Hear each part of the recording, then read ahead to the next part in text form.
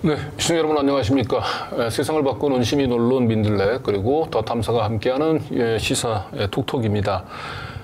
저희 더 탐사가 그동안 추구해왔던 모토를 한번 다시 떠올리지 않을 수 없는 요즘입니다. 저희는 오로지 시민의 편에서 그 부당한 권력에 맞서 싸우겠다라고 얘기를 하는데, 오늘 뉴스 타파하고 JTBC를 검찰이 압수수색하는 걸 보면서 시민의 편에서 부당한 권력을 견제한다라고 얘기하는 것이 지금 얼마나 힘든 일인지를 보여주고 있는 것 같습니다. 저희 오늘 시사톡톡 시간에는 저희 더 탐사와 마찬가지로 국회에서 드물게 정말 시민의 편에서 권력과 맞서 싸우시는 분입니다. 우리 더불어민주당의 강민정 의원님 나오셨습니다.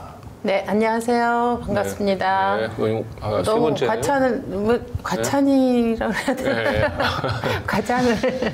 네, 우리 강민정 의원님은 또 하면은 본인은 이제 찐팬이 아니고 추종자라고 얘기하시는 분이 있는데, 우리 이명재, 민들레 이명재 대표님 나오셨습니다. 안녕하세요. 네. 네, 우리 상호 팬입니다, 그러면. 네. 강 의원님이 저에게 대해서 너무 과찬이라고 얘기를 했는데, 이명재 대표님 어떻게 생각하십니까? 예, 그 칭찬이 약간 모자랐네요. 칭찬이 약간 모자랍니까? 강민정 의원은 우리 오늘 두 번째이시죠? 민들레 톡톡은 네, 두 번째고 그 전에 따로 그렇죠. 나왔죠. 그때도 한번 소개해드렸지만은 아무튼 시청자분들이 아마 이제 그 방송 이후로 더욱더 이제 주목을 하신 분도 계셨을 거예요. 네, 이제 보시는 것처럼 사실 일단은 이제 한 명의 국회의원으로서 뭐 아주 너무나 모범적인 걸 넘어서서 초특급 모범이다 그런 생각이 들고요. 네. 특히 이제 요새 교육 이제 바로 오늘 모신 이유도 지금 이제 학교 현장의 문제를 얘기를 특히 하려고 모신 거지 않습니까?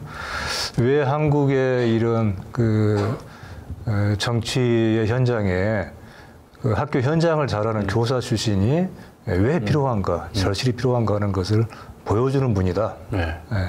그리고 학교 현장 출신에다가 또 아주 깊은 학교에 우리나라 공교육에 뭐 나가서 뭐 사회 개혁이겠죠. 깊은 문제의식, 그 문제의식을 갖춘 사람이 왜 필요한가 하는 것을 아주 뭐 생생하게 보여주는 실례이다. 예. 네, 지금까지 과장 광고였습니다. 네, 찐팬과 그 추종자라고 얘기하는 이명재 대표님 약간 좀 부족해 보여요. 네, 미처 준비하지 것 같은데, 네, 오늘은 강 의원님 모신 건 사실은 이제 물론 그 서희초등학교 그 사태에 대해서 학교 현장 전문가로서 한번 의견을 듣고 싶었기도 하지만은, 저는 개인적으로는 좀 요즘 워낙 이제 윤석열 정권이 정말 부끄러움을 모르는 악의 끝판왕인데, 반면에 너무 민주당이 반면에 지금 또 한편에서는 너무 무기력한 모습을 좀 보이고, 그래서 그런 민주당 내부의 얘기도 좀 한번 좀 솔직한 민주당 내부 관계자로서 한번 얘기를 한번 좀 듣고 싶어서. 네, 잘 모르는데. 네. 자, 먼저 우리가 지금 민들레가 이제 새롭게 선보인 주간 뉴스 프로그램 이번 주도 어김없이 이제 다섯 번째. 다섯 번째군요. 네. 네. 우리 이제 좀 더 많은 시청자분들이 좀 와서 좀 시청을 해줬으면 좋겠는데. 네. 아직은 이게 이제 8시다 보니까 MBC하고 많이 겹치는 것 같아요. 네, 그러기도 하고 또 아직은 많이 알려지지 않은 것 같습니다. 네. 네. 그래서 이제 MBC는 우리 더 탐사를 시청하시는 분들은 나중에 봐도 됩니다. 실시간에 8시, 매주 월요일 8시에 시민언론 민들레가 새롭게 선보이고 있는 주간 뉴스. 한번 같이 같은 실시간대에 와서 많은 좀 응원 보내주시기 바랍니다. 자, 먼저 첫 소식은 윤석열 정부의 새로운 개각. 크게 기대도 하지 않았지만 이 정도일 거라고는 참 생각을 못했습니다. 네. 윤석열 정부의 사실 조각에서부터 초대 장관들 임명의 조각에서부터의 어떤 이런 윤석열 정권의 어떤 성격이라고 할까 하는 것이 지난번에 있었던 이제 1차 개각이 이제 김영호 통일부 장관이라고 하는 그걸로 대표되는 인선이 있었고 두 번째 개각이죠. 뭐 소폭이지만은 어떻게 이렇게 한결같이 그야말로 엄선된 인물들로 엄선된 예, 어떻게 골라도 이렇게 잘 고를 수가 있나 하는 건지 한 명 한 명이 특히 다들 아주 경악스럽지만은 특히 이제 문체부 장관으로 임명이 된 내정이 된 유인천 씨. 저 지금 나오는 사진처럼 저게 유인천이라고 하는 사람을 보여주는 아주 그 단면을 보여주는 그 장면이잖아요. 네. 저 유인천 장관이 문화부 장관 되기 전까지는 나름 국민 배우였었고 전원일기에 그렇죠. 맏아들로. 그런데 이제 문화부 장관을 맡으면서 이제 완전히 본인의 민낯을 국민 배우로서의 명성도 같이 가버렸죠. 안타까운 분인데 이분을 다시 문화부 장관으로 불러들였어요. 아무튼 경악의 연속입니다. 아무래도 이제 이동관 방통위원장과 함께 언론 장악, 언론 장악을 위한 이제 투톱 시스템을 구축하려고 하는 게 아닌가 싶습니다. 어떻게 보면은 제가 이번에 그래서 이제 경질된 지금 현재 장관. 전임이라고 해야 되겠네요. 박모 장관이죠. 박모 장관이 그렇게 예를 마셨잖아요. 어떻게든 간에 그 대통령에게 잘 보이려고. 언론재단은 또 자기 문체부 산하의 여러 언론 관련 기관들 얼마나 무리하게 많은 그 외압 간섭을 했습니까? 근데 그런 보람이 무색하게 또 한편으로는 그 정도 가지고는 안 된다 이런 판단을 한 것 같아요. 양이 안 차, 속된 말로 양이 안 차한 거인 거예요. 윤석열 정부의 개각은 이게 국민들에게 이제 희망을 심어주기보다는 이 정권에 믿음을 주는 게 우선 선발 기준인 것 같죠. 그렇습니다. 그렇죠. 갈수록 점점 더 그게 도가. 집권자, 취향에 최적화된 인물을 찾는 거. 그 장관이라고 하는 것은 글자 그대로 이제 한 부처 나라의 어떤 나라 일을 이제 몇 가지 분야로 나누는 거잖아요. 20몇 개의 부처로 나눠서 그 분야에 그 영역에서의 그 일을 관장을 하고 거기에서 공적인 자원을 어떻게 배분을 하고 어떻게 운영할 것인가를 결정하는 책임의 역할이잖아요. 그래서 이제 그 장관인데 관할하다 할 때 그걸 장으로서. 근데 지금 맡겨진 역할은 여기 나왔지만은 그 대통령이 그렇게 얘기를 했다면서요. 전사가 돼서 싸워라. 그러니까 전사를 뽑는 건가? 그럼 이때의 그 전사는 이때의 전투는 누구를 향한 전투인가? 이것이 어떤 그 부처의 장관으로서 산적한 문제를 상대로 한 싸움인 것인지 반대하고 비판하고 견제하는. 지난주 일요일 날 이제 MBC 스트레이트에서 좀 잠깐 다루긴 했는데 이 극우 그 유튜버들을 내년 총선을 겨냥을 해서 이런 관변 단체에다 전진 배치를 하면서 대통령이 쓰는 용어가 점점 더 이 극우 유튜버들하고 거의 유튜버 수준으로. 그래서 지금 이 장관 임명하면서도 좀 전사가 돼서 싸우라고 하는 것도 우리 극우 유튜버들을 연상시키는. 동네의 골목 대장 정도의 말이죠, 사실 이게. 어쨌든 지금 이제 또 여성가족부 장관의 김행 그리고 국방부 장관의 신홍식. 그렇습니다. 그 여성부 장관 임명된 김모 씨, 김행 씨도 참 그 인생의 유전이 참 기가 막힌 인생의 편찬인데요. 제가 뭐 개인의 어떤 인생사에 대해서 뭐라 하고 싶진 않지만은 어떻든 최근에 그 공개된 장소에서 나와서 한 발언들을 보면은 이거는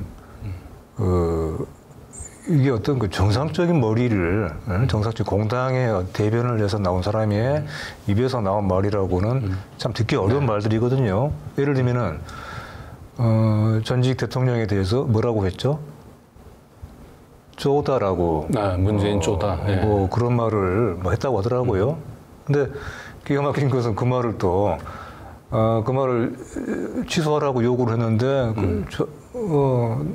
난 너무나 이게 당당한 말이다라고 마치 어떤 자기가 이런 식의 말을 하는 것은 어떤 대단한 의지를 가지고 또 이번에 이제 발탁 배경에 또 상당히 이제 크게 작용한 것이 누구와의 친분. 20년 이상의 친분이 있다고 하잖아요. 바로 자기의 말을 늘 듣고 있는 누군가, 자기 친구를 향해서 뭐 후배인가요, 나이로는? 친구를 향해서 하는 말이 아닌가 싶을 정도의 이런 말들을 계속 하고 있는 거예요. 그리고 국방부 장관의 이제 신원식 또 알고 보니까 이제 그 막 홍범도 장군 육사 흉상. 네, 거기 발언지이기도 하고. 발언지죠. 그 뭐 문재인 대통령에 대해서도 또 신원식 이게 뭐 후보자라 그래야 되나 아직 장관 후보자도 또 뭐 했던 발언이 뭐 차마 입에 담을 수 없는 발언들을 네. 막 함부로 막 날려 썼더라고요. 그러니까. 예.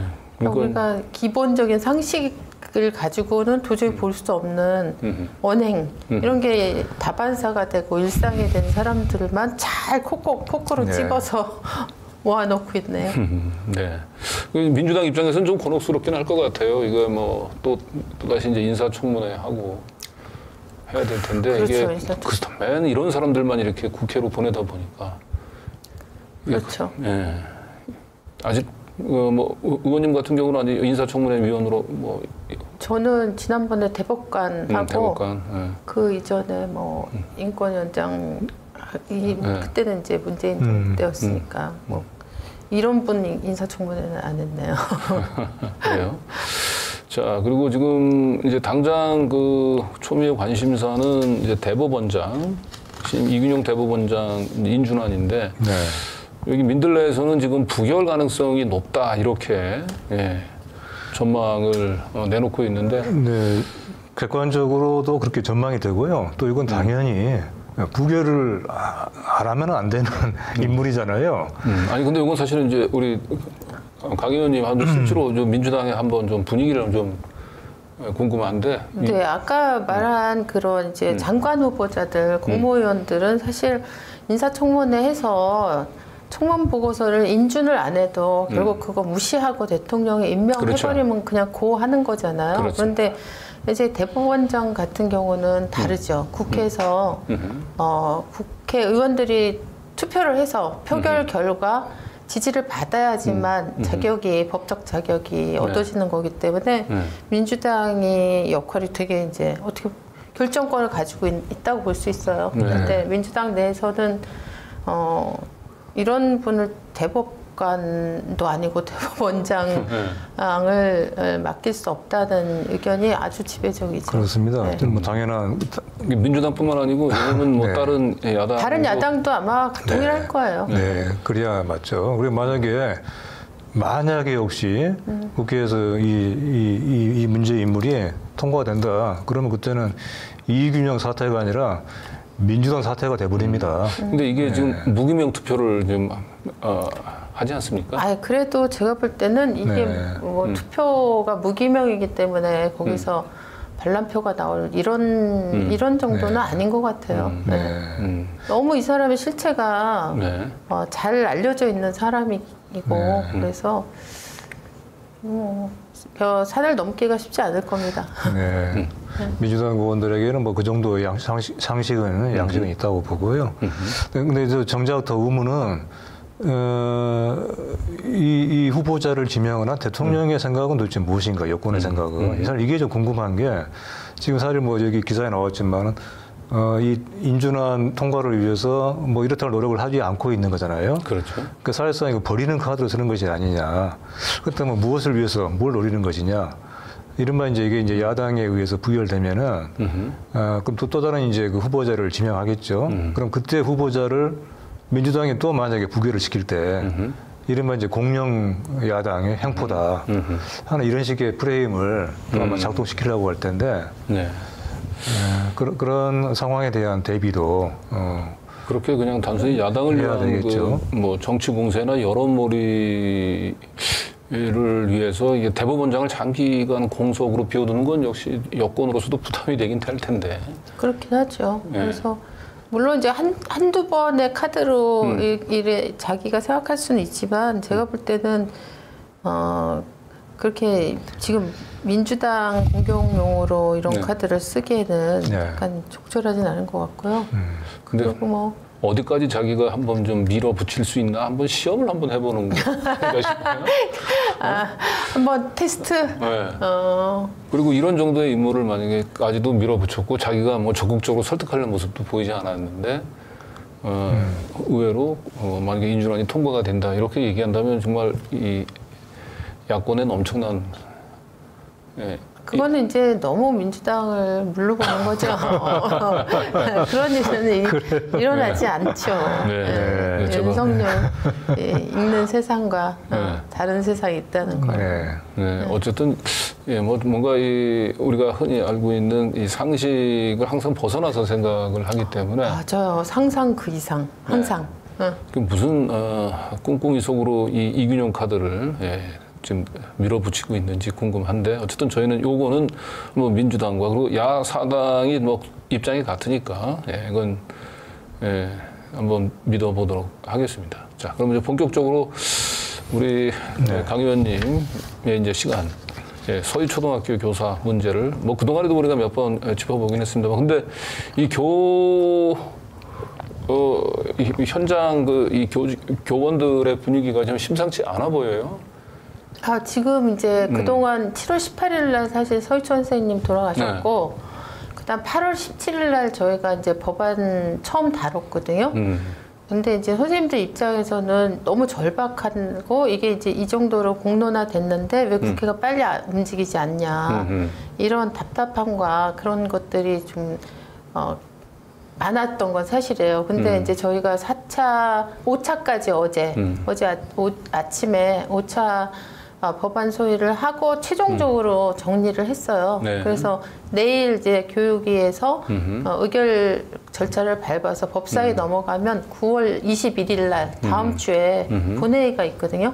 그때 아마 반드시 처리될 거라고 생각합니다. 그러니까 이게 지금 이제 윤석열 정부 출범하고 난 뒤에 이 공직 사회의 무력감들이 이제 많이 사실 좀 퍼져 나가고 있는 것 같은데 직접 행동으로 지금 나서고 있는 곳은 거의 없었는데 물론 이제 개개인들이 뭐 경찰에서는 유사명 총경이라든지 그다음에 우리 뭐 군에서는 이제 박정훈 대령이나 검찰에서는 뭐 이문정 검사 이랬는데 이 교직 사회는 정말 오랜만에 이 같은 이 동료 교사들이 정말 같이 집단을 들고 일어서는 아주 연대의 모범을 보여줘서 또 워낙 또 선생님들 하면 또 사실은 좀 보수적이잖아요. 잘 또 행동 나서는 걸 또 두려워하고.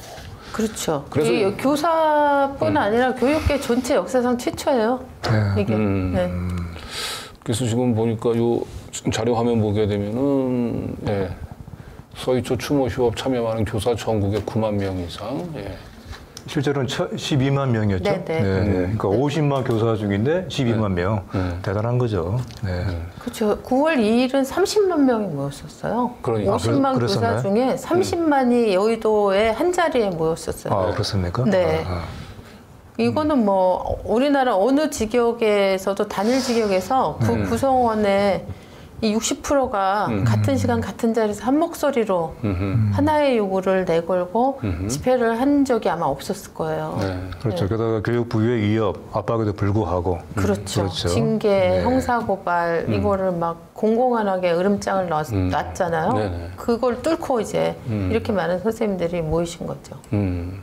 그러니까 이게 항상 보면 가장 그래도 보수적일 것 같고 이렇게 행동에 나서는 걸 조심스러워하는 이 학교 선생님들이 이번에 이렇게 하나가 돼서 이렇게 집단으로 떨쳐 일어나는 이 분노의 한 가운데는 뭐 어떤 게 자리 잡혀요? 저는 사실 수십 년 동안 누적된 곪고 골맞던 우리 교육의 문제가 어떻게 보면 딱 어떤 임계점에 와서 이 서희초 선생님의 죽음을 계기로 이게 이제 폭발해 나온 거다. 저는 사실 그렇게 봐요.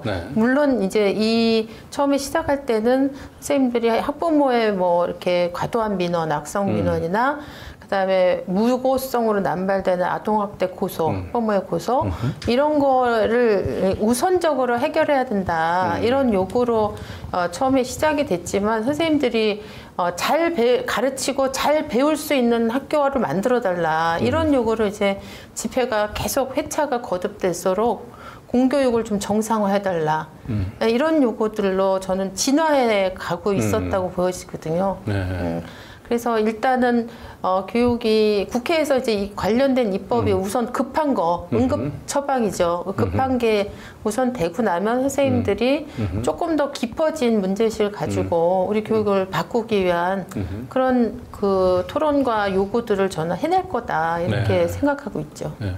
그러니까 지금 이제 말씀하신 국회에서 이제 그 관련 입법들이 처리가 된다 해도 이게 선생님들 가지고 있는 문제의식들을 그 법안으로 다 담아내지는 못할 것 같아요. 아주 일부만 해결하는 거죠, 사실은. 네.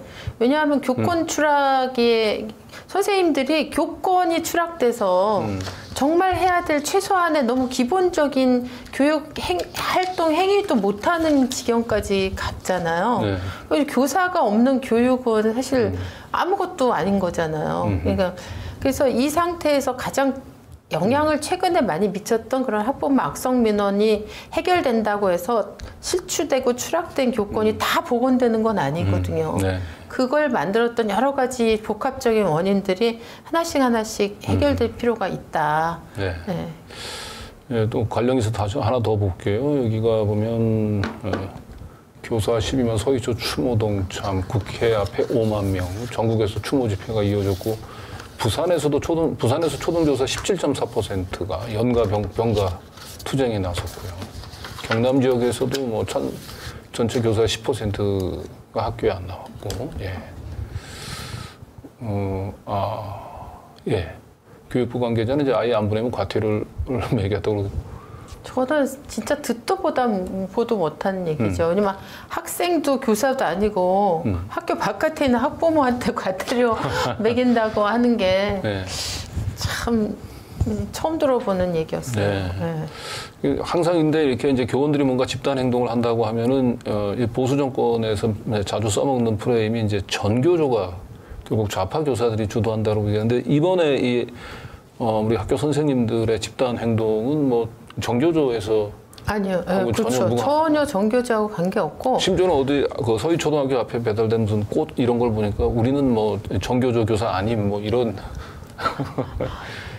선생님들이 저는 한편에서는 선생님들이 오랫동안 이 정치 중립 과도한 정치 중립 의무에서 엄청난 피해 의식 같은 게 생겼고 그래서 자기 검열 이런 구조들이 다 장착돼 있어요. 그래서 행여나 우리 선생님들의 순수한 어떤 교육적 요구가 이게 정파적인 색깔을 띈 걸로 해석돼서 왜곡 전달되고 그래서 문제 해결을 방해할까봐 처음부터 끝까지 선생님들은 정교조든 교사노조든 무슨 교원 단체든 오려면 개인으로 알아. 교사 개인으로 알아. 그래서 단체가 여기에 개입하지 않도록 하는 그걸 일관되게 유지하셨고 정당에 대해서도 저 같은 경우가 이제 4차부터 쭉 참여를 했는데 초대장 받아서 갔는데도 마이크 안 주셔가지고 왜냐면 균형 있게 한다. 국힘의 의원이 오면 민주당 의원하고 같이 마이크를 주지만 계속 안 왔으니까 국힘은 그래서 한 당만한테는 마이크 주지 않겠다. 그래서 저는 그것도 괜찮다 이렇게 해서 참여를 했는데 그런 어떤 균형이나 이런 거에 대해서 엄청 예민하게 그 관리를 하셨고 그게 한편에서는 저는 우리 교사들이 그만큼 정치의 어떤 그 피해의식 같은 거 있잖아요. 이게 혹시 공격당할까봐 이런 거가 너무 안타깝기도 하고 다른 한편에서는 그거 자체가 이 막 5천에서 시작해서 30만까지 가도록 이런 동력을 만들어내면서 새로운 정치에 또 뭐 유형을 또 창조해낸 거 아닌가. 그게 또 다른 에너지로 저는 전환될 것이다 이런 생각을 하죠.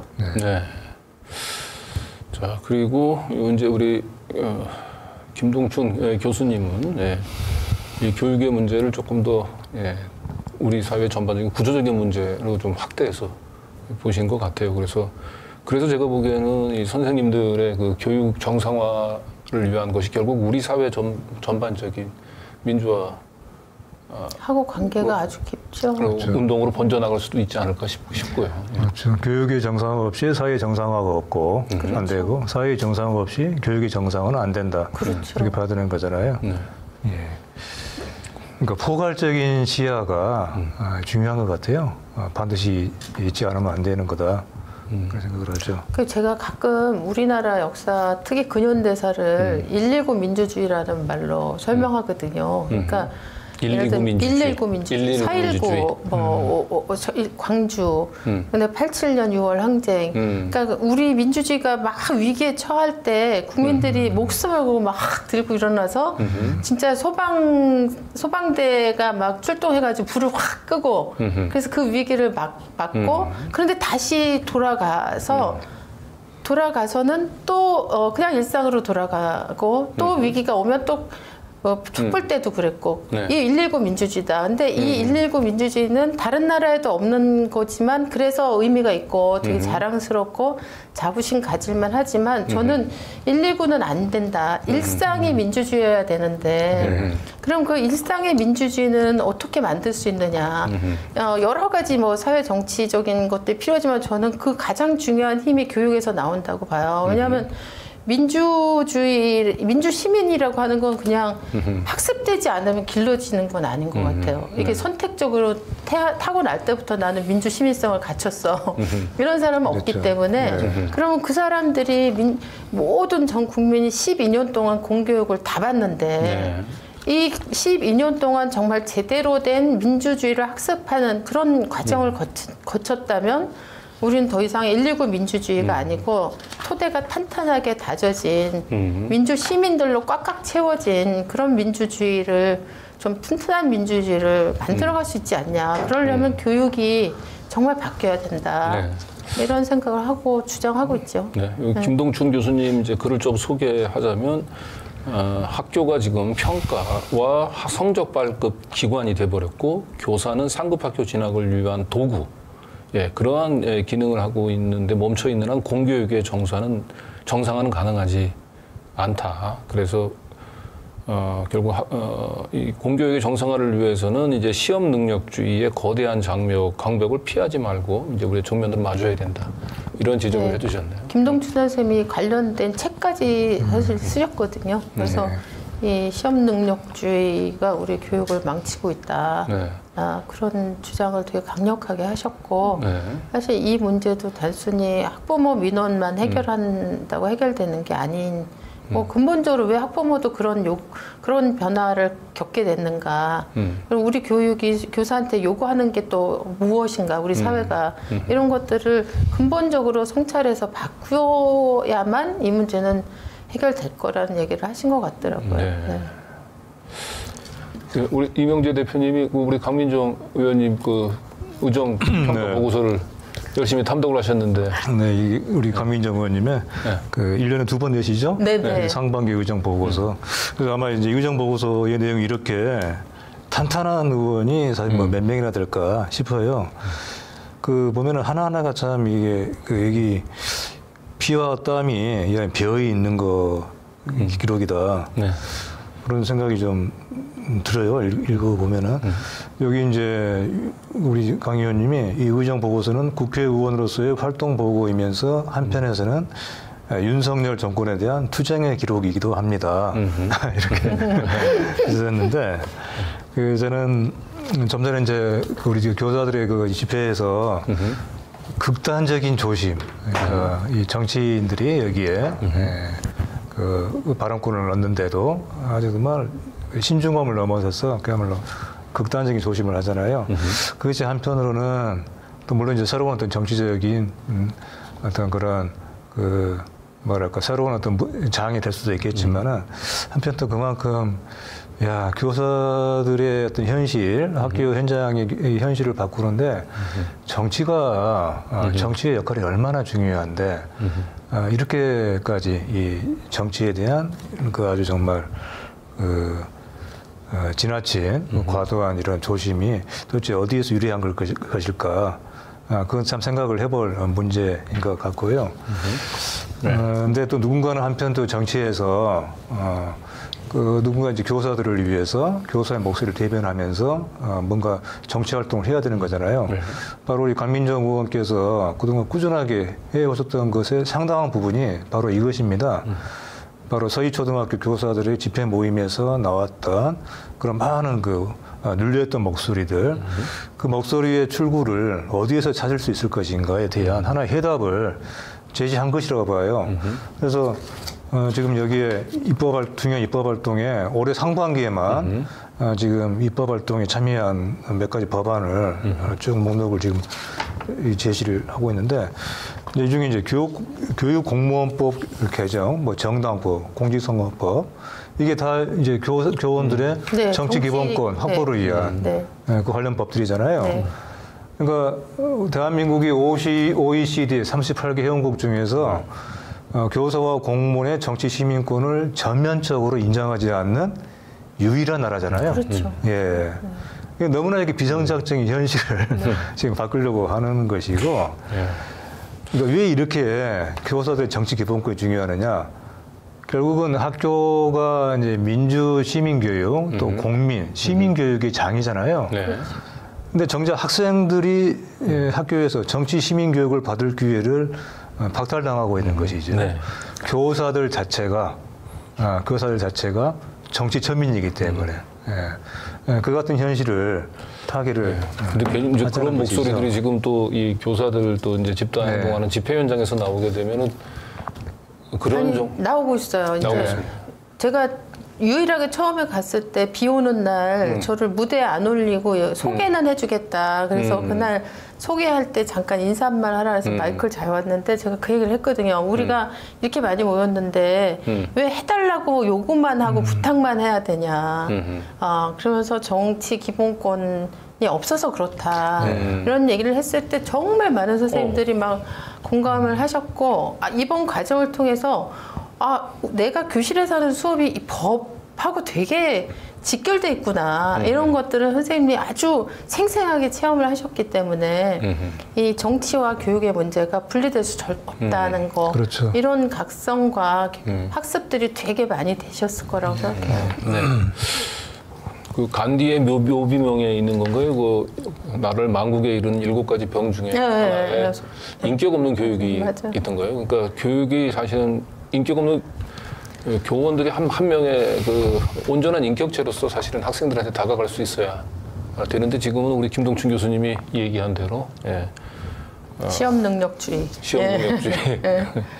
결국은 그렇게 이제 도구가 되다 보니까 상급 학교 진학을 위한 이제 도구로 되다 보니까 거기서 그 본인이 꿈꾸던 그런 그 참 교육이 좌절되는 것에 대한 이제 좌절감들이 한꺼번에 터져 나온 것 같습니다. 그렇죠. 그리고 이제 아까 교권 실추를 얘기한다면 학부모한테 무시당하고 교권이 부정당하는 거기서 오는 실추도 있지만 선생님들이 정말 자기가 교육 전문가로서 내가 담당하는 아이들을 정말 인격적으로 그다음 지적으로 성장시키는 그런 전문가로서의 자긍심을 못 느끼고 끊임없이 자괴감을 느끼게 하는 거예요. 이 아이의 성적을 올리고 입시를 최대한 성공하게 만들고 이런 사회적 요구나 부담, 압박이 너무 크기 때문에 그런 데서 오는 자기 어떤 전문가로서의 자존감을 잃잖아요. 그럼 그 자괴감의 깊이가 너무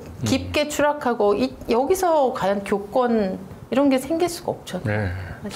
그 2019년도에 미국에서 그 LA 교원 노조의 파업이 있었습니다. 혹시 그거 수시로 아시나요? 지금 파업을 외국은 진짜 파업 교사들이 많이 해요. 네. 아니 저는 이제 제가 경향신문에 있을 때 마지막으로 관심 있게 다뤘던 기사 중에 하나가 2019년도 교원 노조 파업 기사였으면 그 사건이었는데. 네. 근데 그때 보면 제일 감동적인 장면이 교원들이 사실은 이제 처음에 이제 파업을 일으켰을 때 이제 임금 인상을 가지고 교육감하고 이제 그 교섭을 하는 과정인데 임금 인상률은 그냥 처음에 너무 쉽게 타협이 됐대요.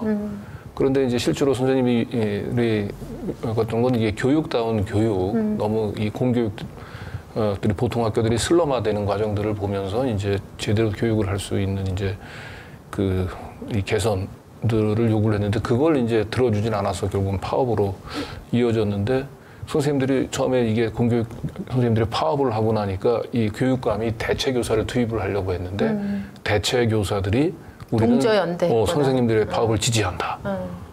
그리고 나서 좀 있다 보니까 이제 뭐 스쿨버스라든지 학교에서 단체 급식 뭐 이런 거 하는 노동자들이 우리도 선생님을 지지한다.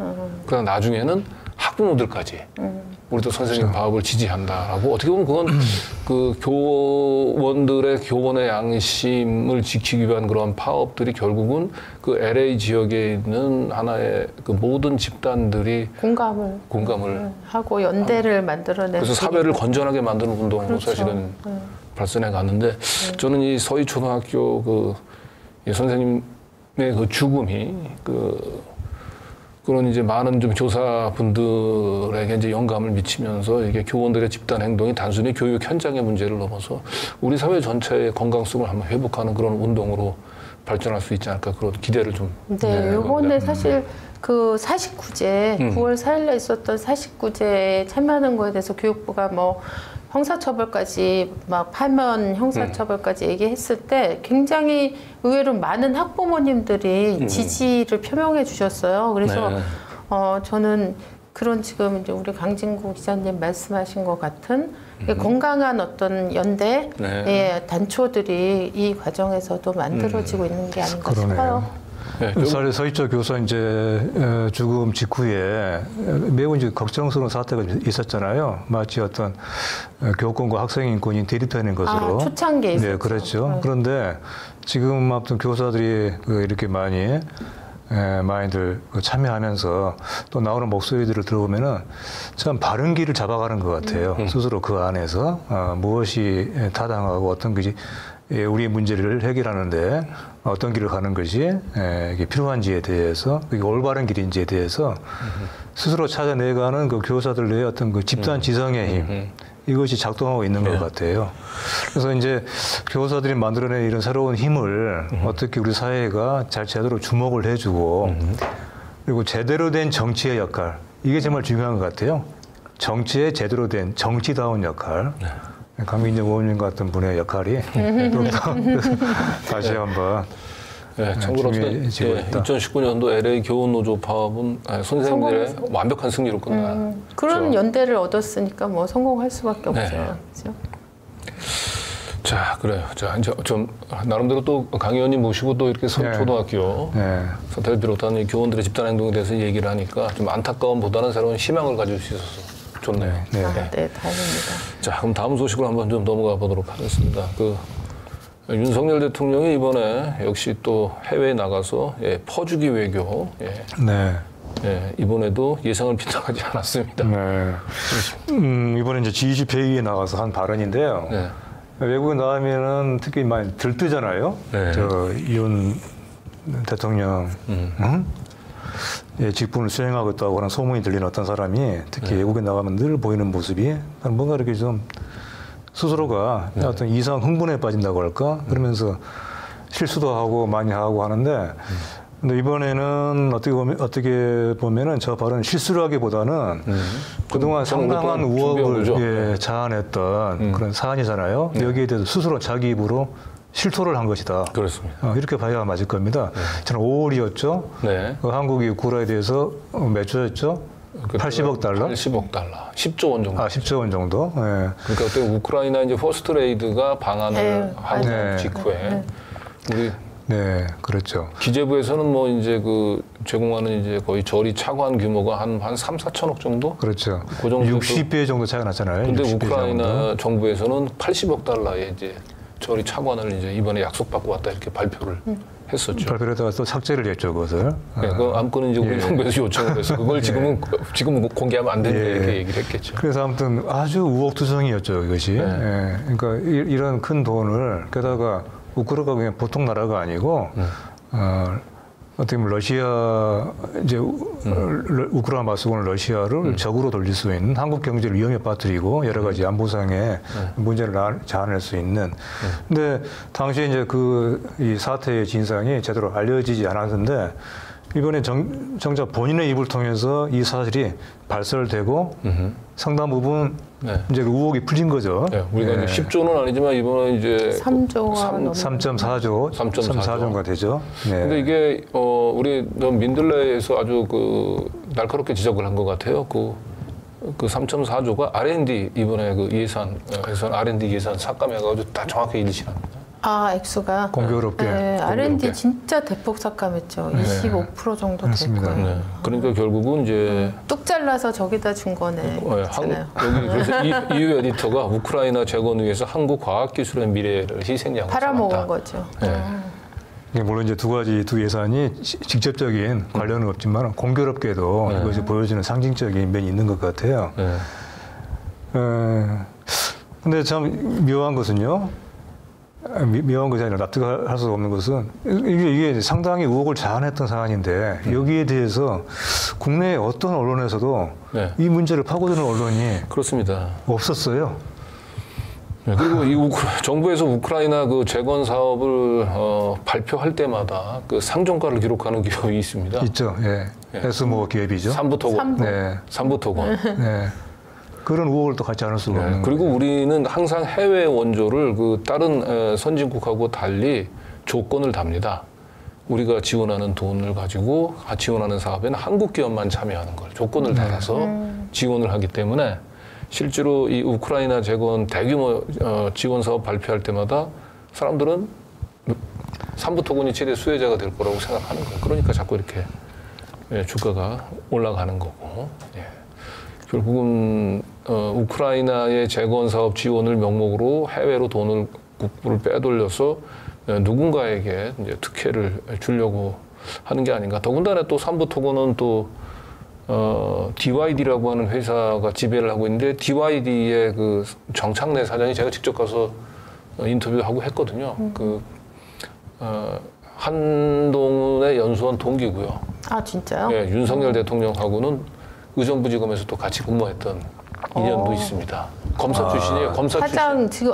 지금은 전직 검사 출신 사장. 그렇죠. 전직 검사 출신인데 검사 출신이 이 건설회사 사장을 하는 것도 좀 이채로운데. 약간 특이하네요. 그분이 하고 있는 또 그 건설회사 DYD가 원래는 또 화장품 만드는 회사였어요. 진짜요? 화장품 만드는 회사를 이제는 뚝딱 만들어가지고 건설회사를 이제 주력 업종으로 바꾸더니 삼부토건을 사실상 인수를 하고. 그때 2015년인가 3부에 도전하고 그랬을 때 인수했나 보죠. 최근에 이게 바뀌었어요. 작년에. 그러니까 거의 정부 출범과 동시에 삼부토건의 지배구조가 바뀌었는데 지금 삼부토건의 사실상 지주회사는 한동훈의 연수원 동기 그리고 윤석열 총장하고도 의정부지검에서 인연이 있는 분이 지금.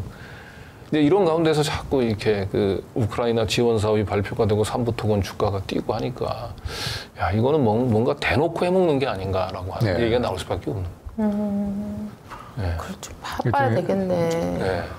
일종의 우회 지원, 삼각 지원 되는 거네요. 네, 그러니까 뭐 그런 거야말로 만일의 경우 그런 의혹이 있다면 윤석열 대통령이 막 거푸면서 진짜 막 피토하면서 요새 강조하는 이권 카르텔 깨부셔야 될 이권 카르텔의 가장 전형 아닌가요? 만약 그런 의혹이 사실인지 아닌지부터 빨리 어떻게 그렇죠. 국민들이 좀 알아야 될 것 같으네요. 좀 두고 봐야 되겠네요. 압수수색 들어갈지 모르니까. 근데 공교롭 또 이런 가운데 또 한동훈 법무장관이 지금 해외 출장을 가는데 부산 엑스포 유치를 위한데 몰타하고 안도라로 간다니까. 몰타를 간다고 그래서 저도 약간 이상하다. 그리고 왜 조세 피난처가 있는 그런 작은 나라에 물론 작은 나라라고 저희가 무시하는 건 아니지만 부산 엑스포 유치를 위해서 왜 법무장관이 이런 나라를 저도 그게 이상했어요. 그렇죠. 이건 아마 알리고 싶진 않았을 텐데 혹시 알리지 않고 그 나라에 갔다가 이게 들통이 나게 되면 이제 여러 가지로 그거는 의혹에 시달릴 수밖에 없으니까 그냥 뭐 공개하긴 한 것 같은데 정말 이 윤석열 정부 정말 과거에 상상할 수 없었던 일들의 연속입니다. 자, 다음은 이제 우리 강민정 의원님이 그 칭찬에 맞지 않고 있는 우리 용해인 의원이 우리 민들레 칼럼 3주마다 한 번씩 기고를 하고 있죠 지금. 한 달에 한 번입니다. 한 달에 한 번입니까? 네, 한 달에 한 번 굴렀네. 근데 한 달에 한 번도 진짜 빨리 와요. 그럼요. 용인 오늘 얼마나 바쁩니까? 근데 한 달에 한 번 참여 올 라운드 플레이어로 쉽지가 않죠. 2024년 예산안, 참 문제투성이죠. 뭐 이른바 이제 뭐 건전 재정이라고 하는 이름으로 포장이 된 뭐 초긴축 예산, 그러니까 정부의 역할이 방기된 그런 예산안이죠. 그래서 우리 용해인 의원이 아주 신랄하게 지적을 하고 있습니다. 그러니까 무너진 경제를 살리기 위한 재정의 역할이 실종돼 버린 그런 예산안이다. 적자는 기본이고 가산도 탕진하고 있다. 가산도 탕진하는 못난 정부다. 실제로 상당수 예산이 지금 후쿠시마 오염수 그 안전 홍보하는 예산으로 상당. 거기에 엄청난 액수가 7,800억인가가 일단 책정이 되는데 그게 다 전부가 아니고 일단 예산으로 책정이 된 것만 눈에 드러나는 것만 그 정도이니까 사실은 뭐 관련된 예산을 다 포함하면은 1조 원을 넘기지 않을까 싶어요. 후쿠시마 오염수 관련 예산만 그 항목으로. 분들 아까 얘기했던 대로 이 국가 경제가 이렇게 어려울수록 R&D 투자를 늘려서 우리 전체 그 경제의 경쟁력을 높여야 되는데. 아니 지금 문제는 뭐냐면 올해 그 세수도 60조 연말 가면 60조 정도 빵빵 나요. 70조. 그렇죠. 그러면 총 수입도 어마어마하게 줄어드는 이 마당이잖아요. 그런데 지금 엉뚱한 데다가 지금 예산을 쓰고 그럼 세수가 줄어든다는 건 그만큼 이게 이제 경기나 경기 부진이나 다 이런 거에 연쇄적으로 연결된 거고 그럼 그 밑에 생활 좀 어려운 분들의 고통은 훨씬 더 가중된다는 거. 이거 그냥 안 봐도 너무나 상식적이고 안 봐도 비디오인데 그러면 정부가 예산을 짤 때는 이게 공적 사실 자금 아니에요. 세금이라고 하는 거 국가 재정은. 그럼 그 어려움에 빠진 처한 국민들을 어떻게 도와주고 부양해서 국민 전체의 어떤 평균적인 삶의 질을 더 추락하지 않게 할 것인가. 이게 사실 정부가 존재하는 이유 아닌가요? 그렇죠. 근데 지금 R&D 예산만 뺀 게 아니고 사실은 보면 청년 관련 예산이나 이런 것도 엄청나게 그렇죠. 예를 들면 뭐 일자리 지원 예산 같은 경우는 99% 삭감했어요. 아이고. 99%. 이게 말이 99%지 그냥 0%나 다름없는 거죠. 근데 소상공인들이 어마어마하게 사실 뭐 되게 논쟁이 되는 것처럼 했지만 소상공인들이 지역화폐 예산 굉장히 중요하게 생각해요. 대형 그런 그 마트들하고는 경쟁하기 너무 어렵잖아요. 근데 이게 지역도 살리고 소상공인들도 살리는 이거 빵원으로 처리해버렸죠. 100% 삭감했죠. 이런 식으로 정말 어려움에 처한 지금 이제 경기는 계속 불황이 장기화되고 있고 그걸로 인해서 어려움에 처하게 되는 뭐 노동자나 아니면 일반 서민들이나 중소상인들이나 이런 분들이 겪을 어려움이 눈에 뻔히 보이는데 여기에 예산을 과감하게 삭감하고 그다음에 R&D나 그다음 재생에너지 예산도요 엄청 많이 삭감했어요.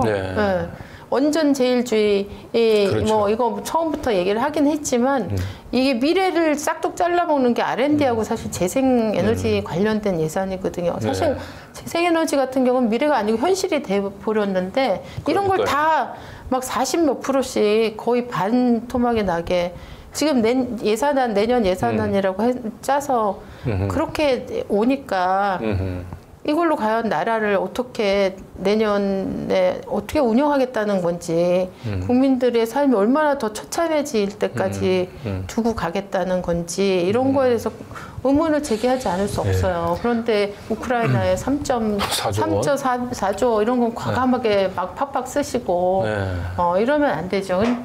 국회가 지금 예산에 증액권은 없지만 감액권은 있어요. 그래서 요번에 민주당이 정말 지금 대표님이 지금 오늘 보름째 단식이거든요. 그래서 어떻게 보면 목숨을 걸고 정면 승부하겠다 너네 이렇게 이제 사실 시작하신 건데 이 결기를 민주당이 다 저는 다 같이 받아 안아야 된다고 생각하고 물론 예년에도 뭐 그런 다짐을 안 한 건 아니지만 올해 이 정기국회하고 특히 예산 국회는 국회가 가지고 있는 법적 권한을 정말 제대로 행사해서 윤석열 정부가 원하는 대로 갈 수 없다는 거 이런 것들을 좀 민주당의 야당들이 같이 힘합해서 보여줘야 된다. 이런 생각이 들어요. 이번 정부가 제출한 예산안에 대한 이제 민주당 의원들의 뭐 대체적인 문제의식은 좀 동일한가요? 그 부분들에 대해서. 그렇죠. 전북 지역 의원들은 지금 6명인가? 다 삭발했어요. 왜냐하면 새만금 예산을 거의 또 반액을 반토막을 내버려가지고 네. 이 잼버리의 책임을 마치 전북에 있는 것처럼 뒤집어 씌우고 그거의 연장선상에서 예산에서 전북 새만금 예산을 거의 반토막 내고 이러니까 이제 전북의 의원들이 어느 날 갔더니 다 삭발을 하고 의총에 들어오더라고요. 그래서 진짜 지금 윤석열 정부가 예산을 도대체 어떤 원칙으로 짜고 짰는지 예. 하나하나씩 까봐야 된다. 예. 근데 윤석열 정부가 사실 근본적으로 이렇게 좀 여러 가지 비정상적인 이 재정 운영을 하는 데는 뿌리 깊은 저는 그 문재인 정부에 대한 컴플렉스가 있는 게 아닌가 싶어요. 아 그래요? 예산하고 어떻게 연결되죠? 그게? 그러니까 이게 경제를 지금 잘 살릴 지금 자질은 없거든요. 그러다 보니까 그나마 이제 자기가 이제 비교해서 관리가 가능한 부분들은 이 재정 수지, 국채, 국가 채무. 이거는 이제 자기 임기가 있을 때 문재인 정부보다 국가 채무를 조금 더 늘리진 않았다. 뭐 이런 부분들에 대해서 좀 지나치게 집착하고 있는 게 아닌가도 싶어서 그래서 심지어 지금 세수 부족 분들을 이제 국채를 발행해서 정상적으로 메우는 것보다는 뭐 한국은행에서 공자 기금 네. 같은 데서 또 뭐 이런 방식으로 그렇죠. 네. 그러니까 이게 이렇게 안 돼요, 그거. 이렇게 경제가 어려우면 당연히 적극적인 이 재정 정책을 펴야 되는데 외려 지금 분명히 그런 생각이 있습니다. 문재인 정부의 대비되는 이른바 이제 건전재정의 네. 성과 업적을 그런 거 올리겠다 하는 것인데, 근데 사실 이게 호울뿐인 것이죠. 전혀 건전하지도 않을 뿐더러, 그리고 과연 건전이라 하더라도 과연 그때의 건전은 무엇을 위한 건전인가 그걸 따져봐야 될 테이고. 어떤 내용적으로 건전이 아닌 것은 아주 골병든 건전이죠. 그 안에 내부적으로. 그리고 이제 이렇게 건전이라고 하는 이름에 어떤 이런 그 부실 건전이 된 것에 그 원인이 어디에 있느냐. 그런 뭐 두말할 것도 없이 가장 큰 이유가 바로 이른바 이제 부자 감세로 대변되는 왜곡된 세수 정책이잖아요. 그 자기들이 어떤 그 잘못된 세수 정책을 그 포장하는 그것이 하나의 뭐 수사 내지는 어떤 어떤 위장으로서의 건전 재정에 불과한 것이죠. 근데 지난주에 우리가 이제 장박원 에디터가 나와서 이제 한국 경제의 문제점들 쭉 살펴봤습니다. 각 부문별로 봤을 때 뭐 수출도 그렇고 민간 소비도 그렇고 다 지금 마이너스가 총체적으로 제일 많이 지금 감소가 되는 비율이 이 정부 지출이에요. 정부 소비. 네. 그래가지고 거꾸로 지금 이 정부가 그 재정이 역성장을 외려 주도하고 그렇죠. 있는 성장률을 떨어뜨리는 역할을 역기능을 하고 있죠. 그렇죠. 자, 그런 차원 올해 이제 예산결산심의위원회에 올해 이제 그쪽에 들어갈 예산특위에는 안 들어갔죠. 안 들어갔지만 그러니까 관심을 가져야죠. 매우 아쉬워서요. 지금 말씀하신 거 보니까 훌륭한 또 예결 위원들이 있으니까. 지금 짜오는 정부 예산안의 문제점들을 그냥 쭉 딱 줄줄 이제 읊으시는 걸 보고 당연히 이제 강 의원님이 이번에 예산심사특위 예결특위에 들어가지 않았는데 그렇군요. 자, 지금 방금 전에 얘기한 이 정부가 오히려 거꾸로 지금 그 역성장을 지금 주도하고 있는 곳이 지금 한국인데요. 이런 차원에서 우리 최백은 교수님이 민주주의가 밥 먹여준다 이런 내용의 칼럼을 쓰셨습니다. 우리 최백은 교수의 그 칼럼에 그 원도가 점점 높아지고 있어요. 목소리가 더 아주 좀 고조되고 있죠. 모든 경제의 이제 일본화라고 얘기를 했는데 요즘 일본은 의외로 조금 더 경제가 살아나는 그렇습니다. 한국의 희생을 발판으로 살아나는 것 같고. 그렇습니다. 그러니까 이제 과거에는 사실 한국 경제가 일본화된다고 하는 것은 한국 경제가 좀 나아지고 있다, 발전하고 있다 이런 말로 받아들일 수 있는 때가 있었죠 한동안. 지금 이미 경제 성장률은 일본하고 이제 역전이 됐어요. 그랬는데 아무튼 이제 윤석열 정부 출범 이후로 그야말로 이제 그 전에 4년간의 지표하고는 정반대 현상이 나타나고 있는 거예요. 예를 들면 이 기사 속에 칼럼이 나오지만은 이제 GNI라고 하죠. 국민 총소득. 그것이 2017년부터 21년까지 한국은 7% 성장을 했어요. 네. 근데 같은 기간에 일본은 오히려 0.6% 감소했거든요. 그러니까 극단적인 대비가 됐었죠. 네. 그런데 그랬던 것이 이 정부 들어와서 지난 1년 3개월 동안 이 수치를 보면은 일본은 2.6% 성장을 했어요. 네. 근데 한국은 어떻게 됐느냐? 0.1% 마이너스입니다. 마이너스. 그 정확하게 이제 예. 수치로서 이게 바로 뭐 얼마나 이게 그걸 급반전됐는지가 이제 보여지는 것이죠. 네. 그 사이에 우리 대한민국이 바뀐 거는 대통령 하나밖에 없는데. 뭐 대통령과 그 주변 사람들이 이제 같이 이제 바뀌었을 텐데. 그 한국경제 일본어라고 하는 말로 이제 요약을 했는데 일본이 90년대 이후에 이른바 잃어버린 10년 그리고 사실은 지금도 잃어버린 10년의 여파가 지금도 이어지고 있는 거지 않습니까? 한 번 이제 빠진 수렁에서 벗어나지 못하고 있는 것이죠. 한국이 지금 일본의 잃어버린 10년을 재현하고 있다. 벌써 이제 잃어버린 1년 반이 되고 있죠. 남은 3년 반 동안 또 이것이 잃어버린 5년이 될지 이것은 단순하게 뭐 5년 동안에 무슨 성장률의 저하라든가 뭐 마이너스 이런 정도가 아니라 국가 기반의 파괴라는 거죠. 그래서 현재와 함께 미래의 기반 자체가 상실되는 것이고 그래서 여기 보면 여기 다시 한번 지적을 하셨네요. 정부가 앞장서서 성장률을 깎아먹는 기이한 재정 운영 그리고 4.3 외면하고 민주주의 추락 가져오면서 이제 점점 일본화가 잃어버린 일본 그렇습니다. 10년 일본 10년 닮아가고 있는 것 같고 일본이 왜 이렇게 정체되어 있느냐 최근에 몇 년 동안에 이제 그걸 이제 몇 가지로 요약을 한다면은 우리 최백운 교수도 얘기를 하고 있지만은 일본은 좀 과거에 갇혀 있어요. 과거에 그리고 혁신 동력을 잃어버렸죠. 그리고 나라의 중요 의사결정을 대체로 고루한 나이 든 사람들이 주도하고 있는 거예요. 이것이 이제 일본의 어떤 지금의 그런 정체, 어떤 혁신의 그 상실을 얘기하는 주요한 원인으로 설명하는데 지금 한국이 상당히 그런 일본을 따라가고 있다 하는 것이고 우리 최백운 교수가 매우 그런 점에서 아주 용기 있는 또 상당히 하기 힘든 고언을 했습니다. 한국의 상당수의 노인들에게 이렇게 이제 얘기를 합니다. 자녀의 앞길을 막지 마라. 자녀의 앞길을. 이런.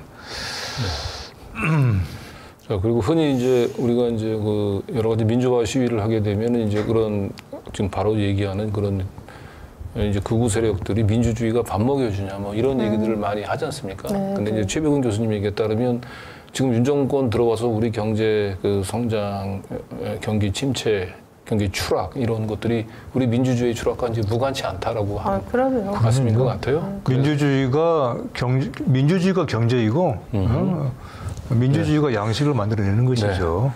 그런 차원에서 상징적으로 민주주의가 결국은 밥 먹여준다라고 하는 그런 교훈을 윤석열 정권이 또 보여준 그렇습니다. 민주주의가 직접적으로 밥을 만들지는 않지만은 밥을 만들 수 있는 더욱더 많은 밥을 만들 수 있는 여건과 구조를 만들어주죠. 민주주의가. 자, 또 다음 소식으로 넘어볼게요. 우리 김민웅 교수님이 또 멀고도 험난한 항일 투쟁의 길 칼럼을 보내오셨는데요.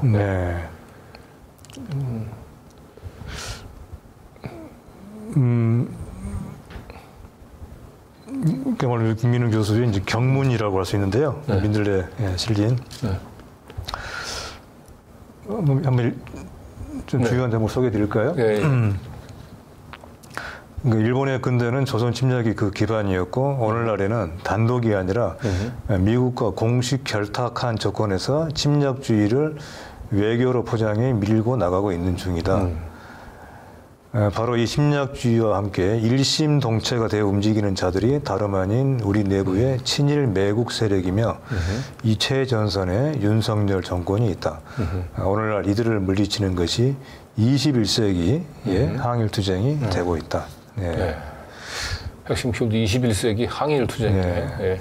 그 항일투쟁이 결코 19세기나 20세기 초에 그때의 우리 한국 사회 과제가 아니라 21세기에도 여전히 오히려 어떻게 보면은 21세기에 더욱더 긴급한 과제가 되고 있다. 네, 미국과 일본이 결탁한 침략주의, 네. 여기에 맡은 우리 내부의 친일 매국 세력들, 이들과 맞서 싸우는 것이 21세기 항일투쟁이다. 이런 말씀인 것 같고요. 네.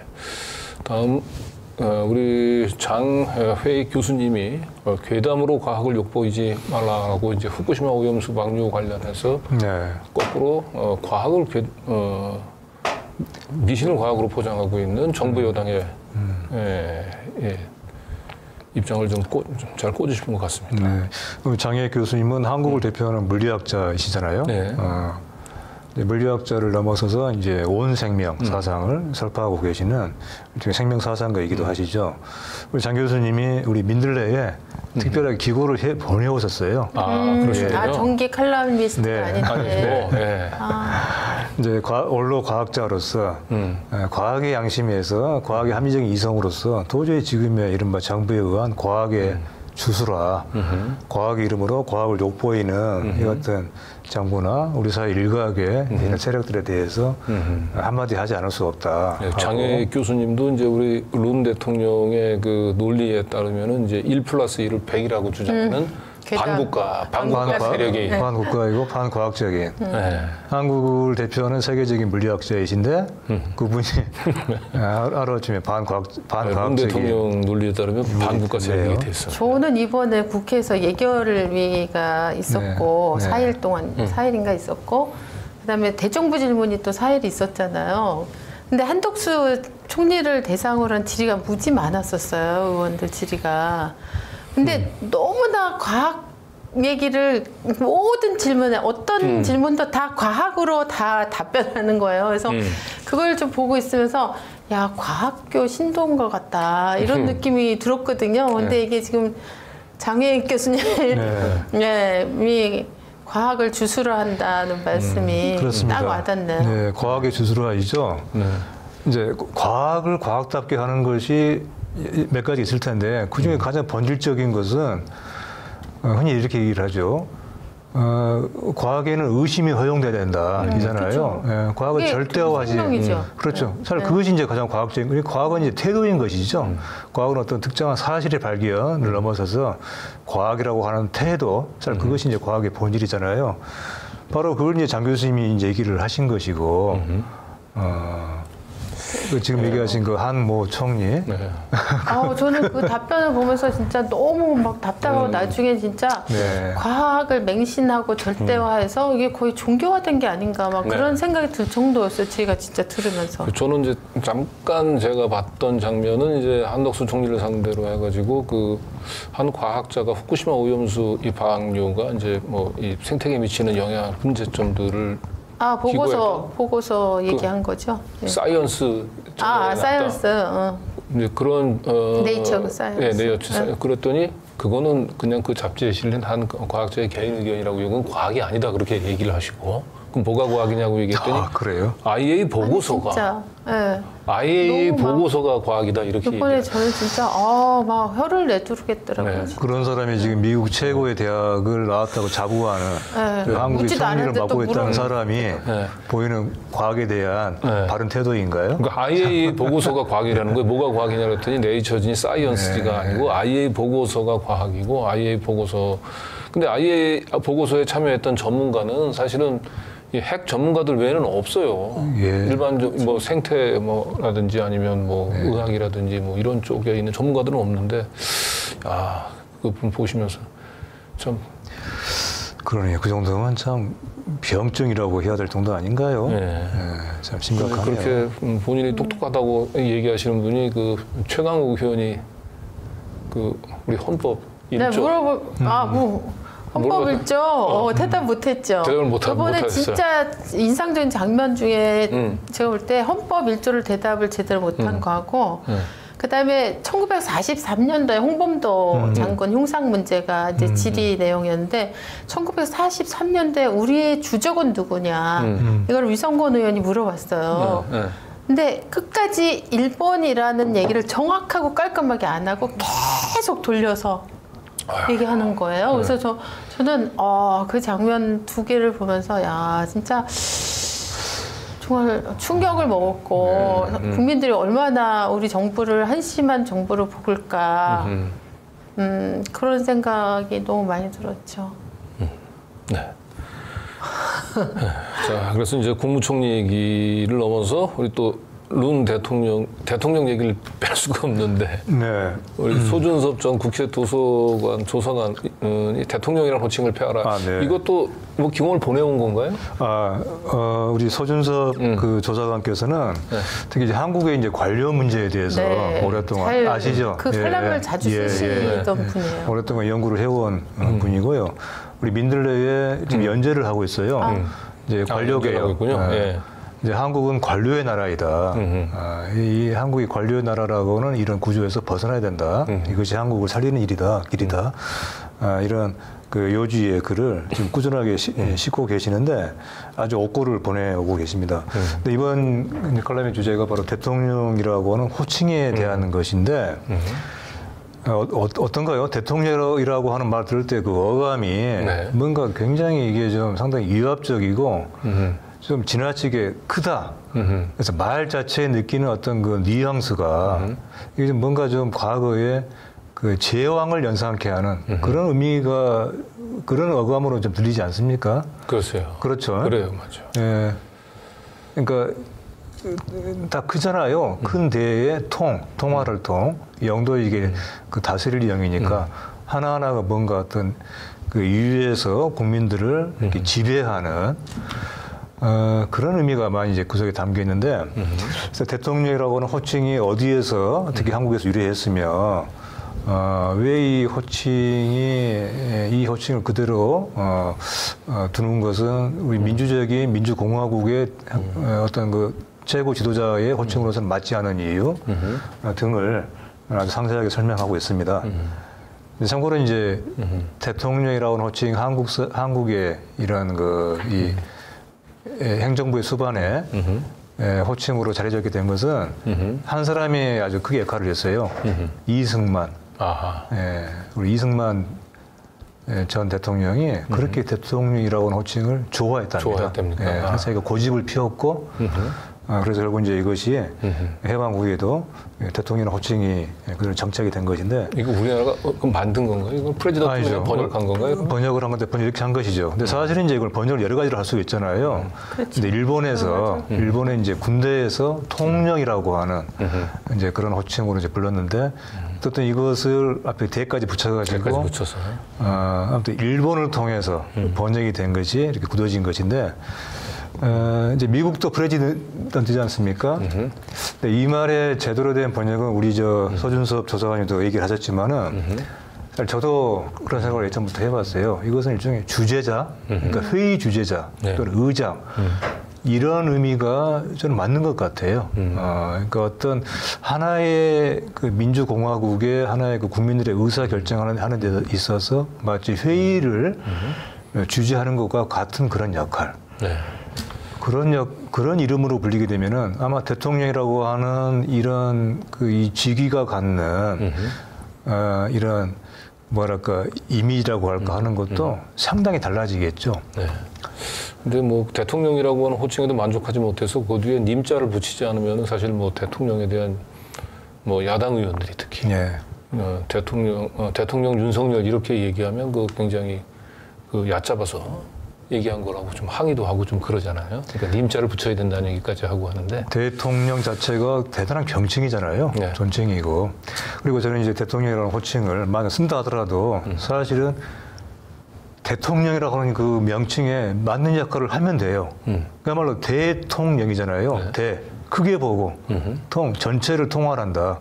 어떤 자기의 분파라든가 자기 마음에 드는 친한 사람들, 자기 무리의 어떤 지도자가 아니라 나라 전체를 관할하고 나라 전체의 국민들을 통합적으로 이렇게 이끄는 그런 역할을 하면은 이 명칭을 쓴다 하더라도 저는 크게 문제 삼고 싶지 않습니다. 근데 과연 그런가요? 그러니까 이게 이제 대통령이라고 하는 명칭은 사실상 이제 상당 부분 많은 아직도 그 기성세대 중에 상당수가 으로 받아들이고 그렇게 생각을 하죠. 연상을 하죠. 그러니까 이 한덕수, 이 70 넘은 이 한덕수, 뭐 나이를 자꾸 그러면서 죄송하긴 합니다만 70까지 살아오면서 하나라의 국무총리를 2번씩이나 지낸 분이 우리 헌법 1조 대한민국은 민주공화국이다라고 하는 거를 잊고 사시는 거예요. 네. 예. 그리고 제가 옛날에 경향신문 있을 때 우리 경향신문 건물에 기구하게 그 정수재단, 장학재단이 같이 있잖아요. 그 정수재단 한 90년대까지인가 그 이사장을 지냈던 분이 최필립이라고 한 분인데. 최필립 있었죠. 네. 그분을 그때 저는 직접 아니고 그때 한겨레신문 그 최성진 기자가 가서 인터뷰를 하는데 박정희 전 대통령을 임금이라고 표현해요. 임금님. 영남대 무슨 관계 되지 않아요? 아니요, 돌아가셨어요. 돌아가셨어요. 네. 이제 그런 인식 속에서 사시는 분들이 아직도 예, 상당수 있는 것 같고요. 그러니까 결국은 지금 우리 소준섭 조사관께서 지적하신 대로 이런 호칭의 그 변화라고 얘기하는 것들이 결국은 우리의 의식의 변화를 또 수반할 수도 있다고 그렇죠. 봅니다. 그래서 진정한 또 민주공화국으로 가기 위해서 우리 대통령이라고 하는 이 권위에 쩌들은 이런 호칭도 한번 고민을 해볼 시점이 오리라고 봅니다. 예. 자, 이렇게 이제 우리가 준비했던 소식은 다 다룬 것 같은데 우리가 또 이 시간을 이제 빛내주고 계신 우리 광고주분들을 위한 광고 타임.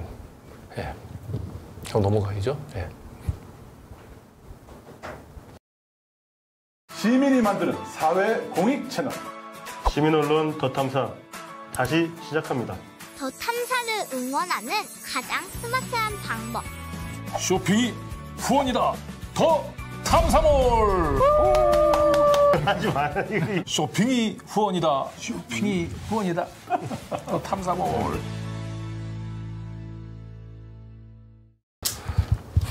네, 우리 광고 훈장님의 찹쌀떡 광고 시간이 돌아왔습니다. 예. 이 방송을 통해서 여러 번 소개해드렸죠. 빵, 준서, 찹쌀떡. 네. 잘 아시는 것처럼 값비싼 견과류가 가득한 수제 찹쌀떡이고요.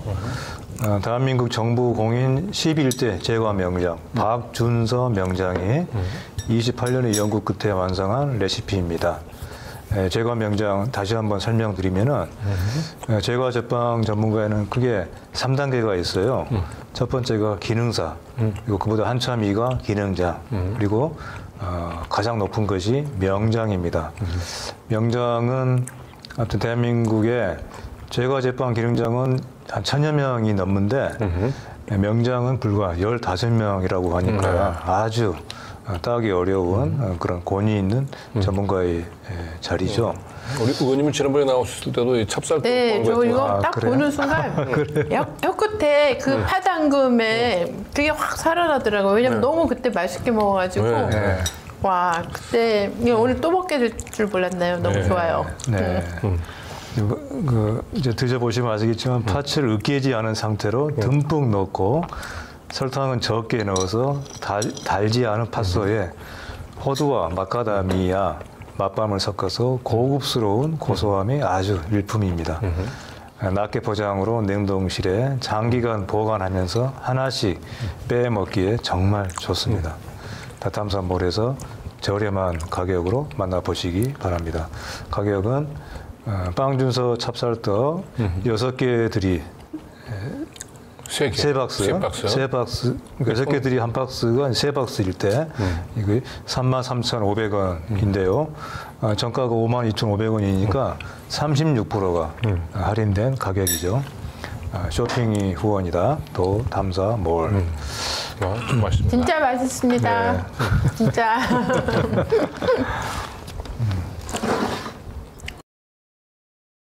오늘도 시민언론 더 탐사 그리고 스튜디오 더 탐사 두 군데를 통해서 동시에 라이브 진행 중이고요. 스튜디오 더 탐사에서 구독, 좋아요, 알림 설정도 잊지 말아 주시기 바랍니다. 예, 그리고 스튜디오 더 탐사 스태프들이 저한테 간곡히 부탁을 했습니다. 스튜디오 더 탐사 구독과 함께 슈퍼챗 후원도 부탁드리도록 하겠습니다.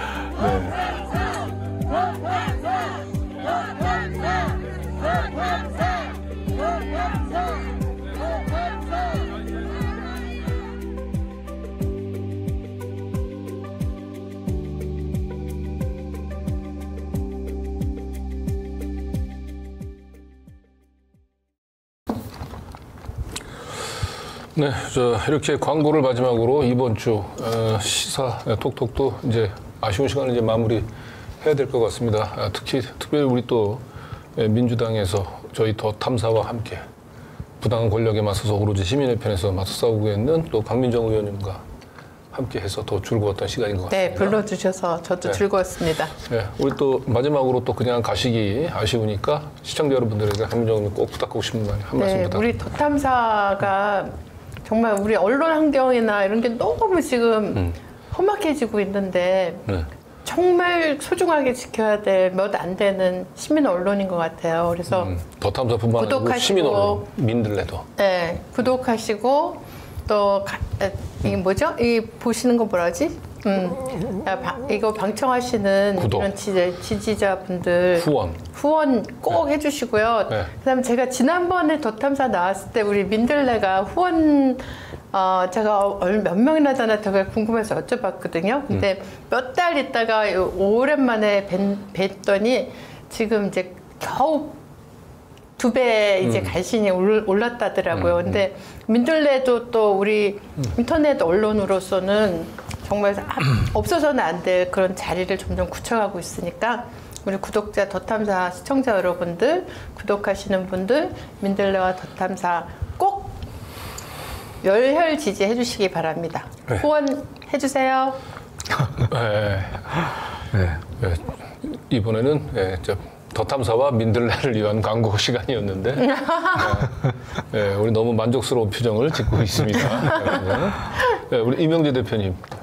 예, 우리 강민정 의원님 보면은 여기 이제 의정 보고 다시 한번 보면서 드는 생각이 어떨 때 보니까 하루에 토론회를 3개를 주관하셨네요.